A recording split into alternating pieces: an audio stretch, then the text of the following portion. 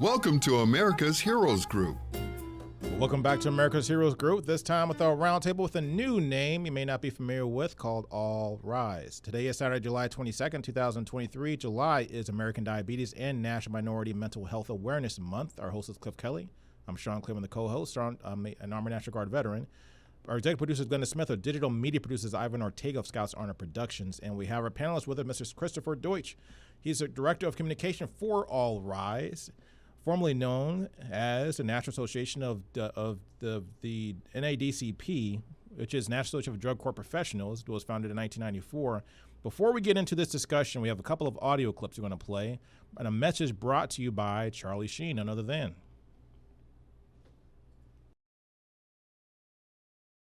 All rise. We've all heard these words before. They are meant to instill awe and respect. But what if all rise meant even more? What if all rise was a promise? A promise that all people will be treated with dignity and humanity by a system where accountability and compassion coexist. A system that measures success by the number of lives saved, families reunited, and communities made safer.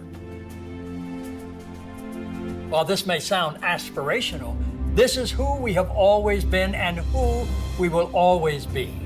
We were the first to open courtroom doors to treatment providers and create new pathways to recovery.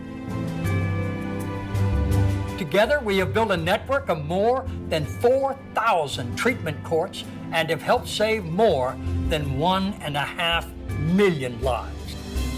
Together, we transformed how we responded to veterans when they struggled at home. And together, we stepped up to address fatal overdoses by prioritizing rapid referrals to care. Now, we must lead a broader effort to ensure everyone has access to treatment and restoration, no matter where in the system they may find themselves. While treatment courts will always be our foundation, we are expanding that promise of ours. From this day forward, we are all rise. All rise is all of us together doing difficult work and blazing a trail of innovation that is transforming our justice system and saving lives. Because we know when our courtrooms become places of hope and healing, when our roads become safer, when a veteran finds serenity at home, when a child gets their parent back, and when one person rises out of addiction and finds recovery, we all rise.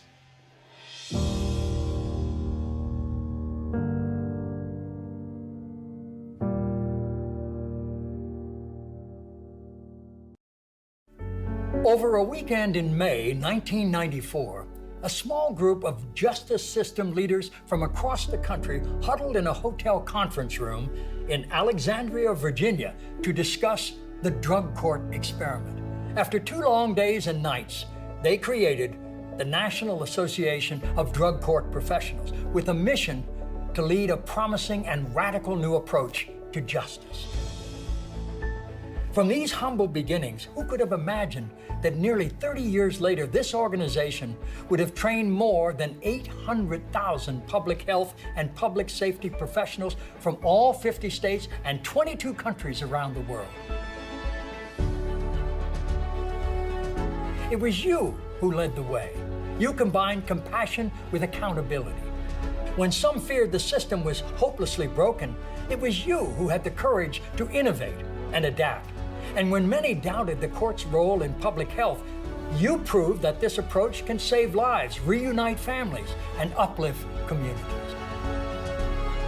All Rise is a reflection of the work we do together and a continuation of the vision of reform upon which we were founded. Going forward, we will continue to impact every intercept point from first contact with law enforcement to pretrial to probation to reentry. The Treatment Court Institute, Impaired Driving Solutions, and Justice for Vets will continue to provide you with the research support and training that you've come to expect, and to serve as an incubator for emerging local and international justice system innovations. We are launching a 4th division, the Center for Advancing Justice. So what this means for you is more robust training, better access to data and research, new programs for partnerships, and new pathways to drive justice innovation. That same spark that created this movement nearly 30 years ago still burns bright today. The challenges we have overcome are significant. The challenges we face are vast. But we all understand the urgency with which we must act. We will not stop until communities everywhere recognize that true justice is served when people with substance use and mental health disorders have access to effective treatment and thriving recovery. And when we do this together, we all rise.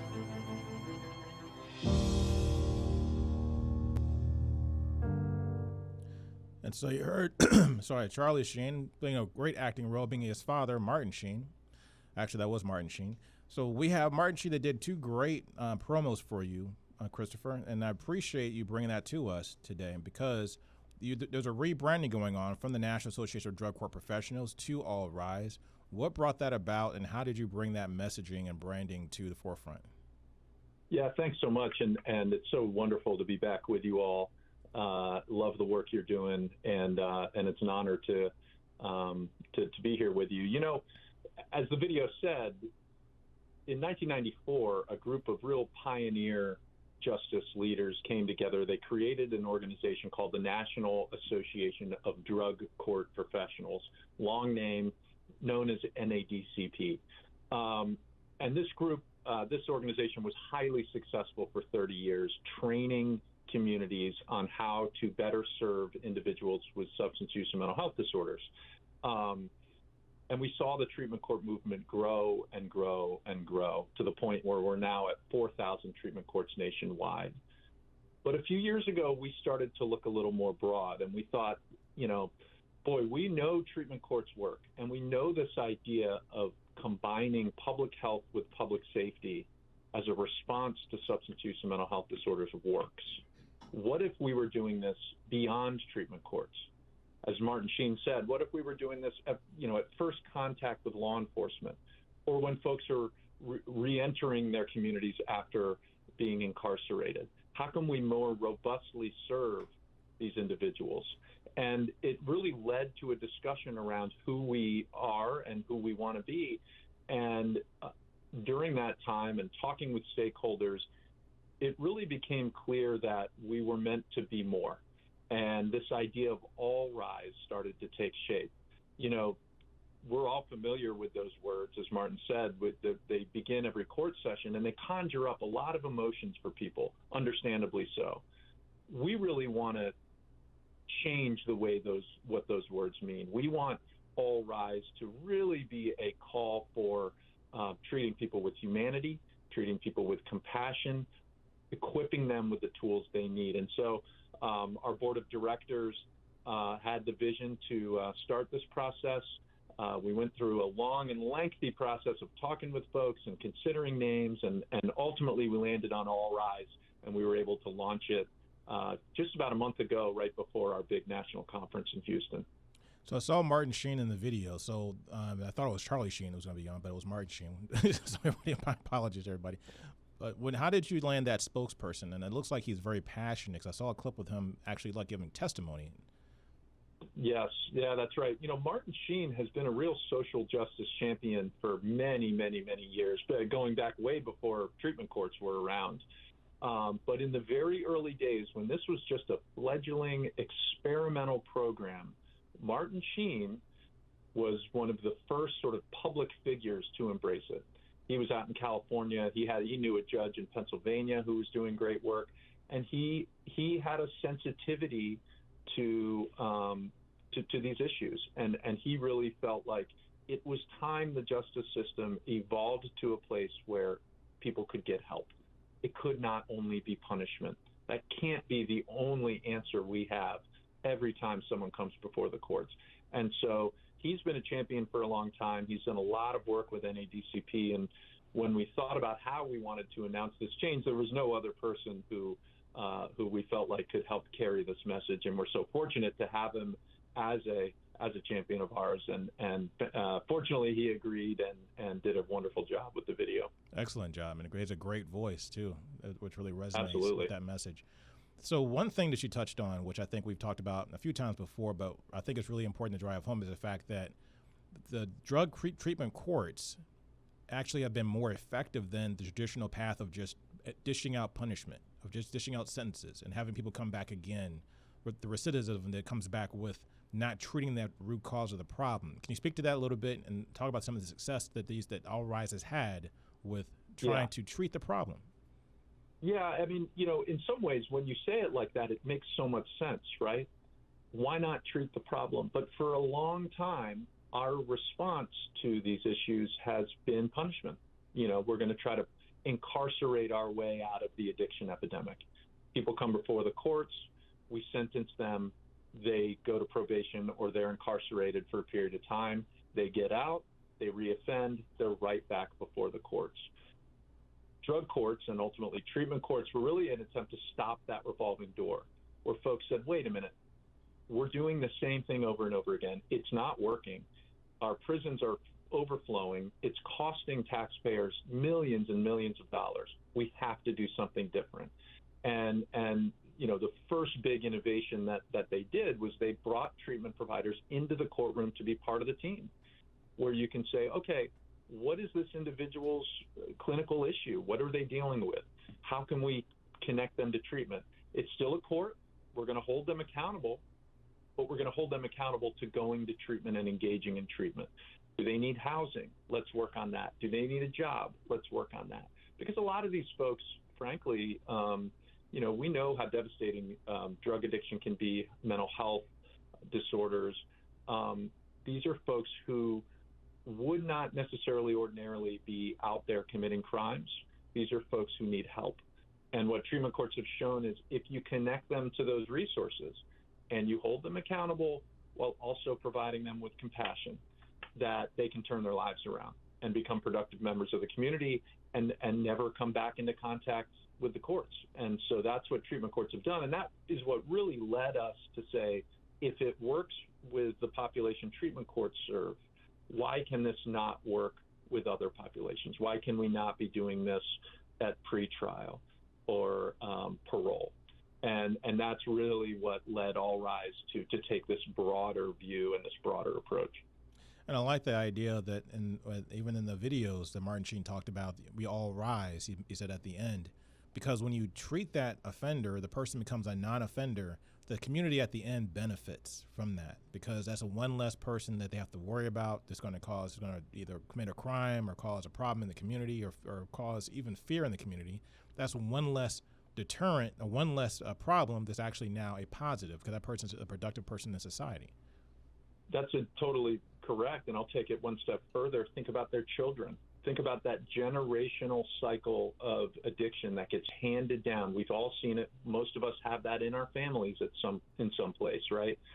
Breaking that cycle so that these kids get their mom back, get their dad back, and grow up in a stable environment so that they don't repeat the behavior of their parents or of their grandparents. And so it really is that concept of we all benefit, we all rise when we take this type of approach. And the communities that have really embraced treatment courts and other interventions are seeing that. Obviously, there's a lot of work to be done. Obviously, we need folks to be able to access treatment and other services long before they ever have to have contact with the justice system. But that doesn't mean the justice system doesn't have a role to play. And our vision is for a justice system that is equipped and ready and enthusiastic about responding to these issues in a way that's going to set people on a path to recovery, as opposed to, locking them away only to see them reoffend. So your organization started in 1994, and it's grown for something else. It's almost like, I guess, correct me if I'm wrong, but a small, almost like experimental kind of project to a mainstream actual program that has the Treatment Court Institute, the Impaired Driving Solutions, Justice for Vets, the Center of Advancing Justice, 800,000 public health and public safety professionals that have been trained through you guys. Also, a number of treatment courts in the United States have grown to more than 4,000 across the country, and about 1.5 million people who have been able to access treatment through All Rise. Where do you want to see All Rise grow to, and how do you get there? How do you grow this program where it affects more, touches more parts of the court system? Yeah, that's such a great question, because there's been a lot of success out there, and it hasn't all been All Rise / NADCP, right? Communities. This has been really community led. At the state level, lots of state investment, lots of federal investment, lots of federal champions. But in some ways, we feel like we're just getting started, right? We're just scratching the surface. I mean, we all know the opioid epidemic that's going on right now, the fentanyl crisis. We know certain populations, veterans, for example, continue to struggle out there. So we see a lot of work ahead. And I keep returning to this idea of these intercept points, right? Every time someone has a contact with the justice system, whether it's being pulled over by law enforcement or their first court date or their parole hearing, a visit from a probation officer, each one of those is an intercept point, and it's an opportunity. It's an opportunity for the system to divert that person to a path in which they are going to be helped and healthier. So we really see, we'll continue to train treatment courts and expand treatment courts, but treatment courts are only serving a small fraction of the population that need help. There's some research out there that suggests 85% of the folks who are currently involved in the justice system have a substance use disorder or a mental health disorder. Well, treatment courts aren't able, nor should they, reach all of those folks, because they serve a very specific population. So let's look at the entire justice system and create these intercept points all along the way where folks can get diverted to treatment. That's really the vision. And so, we don't hang our hat on what we've accomplished over the last 30 years. We're really looking at the next 30 years and what can be done. So to be clear, so the idea is you're not necessarily being able to solve all of the drug and mental health problems in the prison court system today, but being able to start being more proactive to keep more people from joining that population. Is that right? Yeah, I think it's a combination of both, okay. Right? There's the prevention piece, right? We need, we strongly believe on the front end solutions, right? Every person in this country should have access to treatment, quality, affordable treatment if they need it. You shouldn't have to get in trouble with the law to get yourself in a drug court and then get the help you need. We need these front end solutions. But for the folks who are in the system, we also need to be ensuring they get connected to help. That means people who are currently incarcerated and may never get out, who need medication for mental health or for substance use disorder, they get it, right? We need to go into our prisons and make sure folks are getting the help that they need, whether or not they're going to be up for parole in a few years, right? They're human beings. They get treated with dignity. That's the bottom line.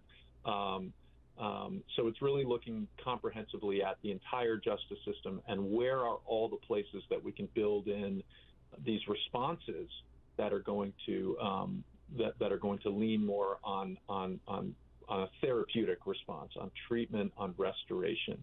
There's a lot of leverage that the courts have to bring resources together. That hasn't always been utilized, but we see a real opportunity there. So back again to my previous question, how do you grow? How do you get to that point where you take the 1.5 million and turn it to 3 million or turn it to 9 million and so on? Mm-hmm.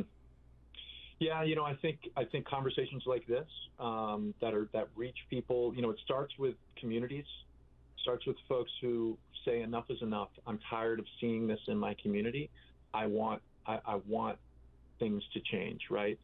Whether that happens at the ballot box or at the local or county level, I think folks are ready for a new approach, and so it's reaching out to folks, it's communicating about these issues, and really letting people know that this is possible.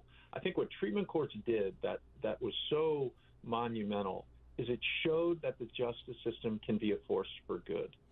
I think for a long time, and perhaps rightfully so in some case, we've grown to look at the justice system as somewhat broken, as a place where of inequity and a place where people are punished and discarded. Treatment courts showed, well, that doesn't always have to be the case. The justice system can be a force for positive change. And I think we're still pushing that message and kind of getting folks to understand that. And then once they do, it's a matter of, okay, well, what can our community be doing? It's asking the questions.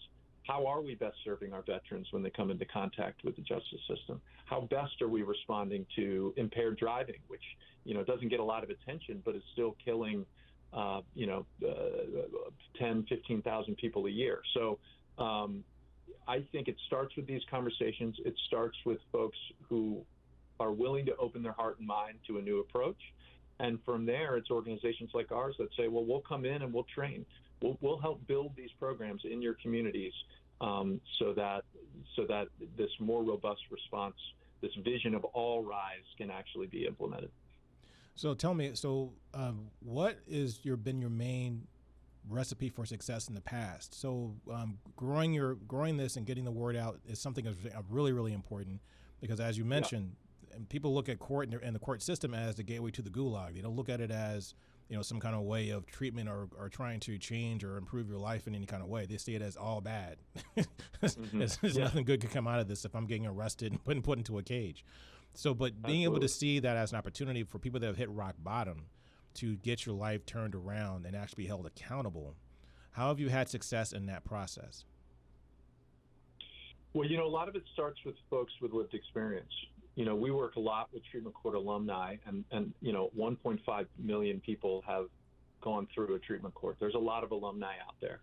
And these are incredible folks many of whom go back to work in treatment, some of whom go back to work in treatment court. In fact, just last 2 weeks ago when we were in Houston for our conference, I was with a young woman who had an addiction, arrested, facing multiple felony accounts, 10, 15 years in prison, goes to a treatment court, graduates, decides, my public defender helped save my life by getting me in this program. I want to do that.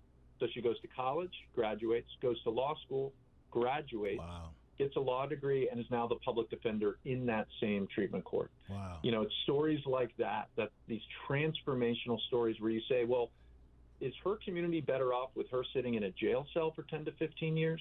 Or if during that same time she can be connected to treatment, turn her life around, and now be a barred lawyer working to advance criminal justice reform, which would you choose? And I think 100 people out of 100 would say that second option is the better option. So it's telling these stories and really helping people understand how possible this is.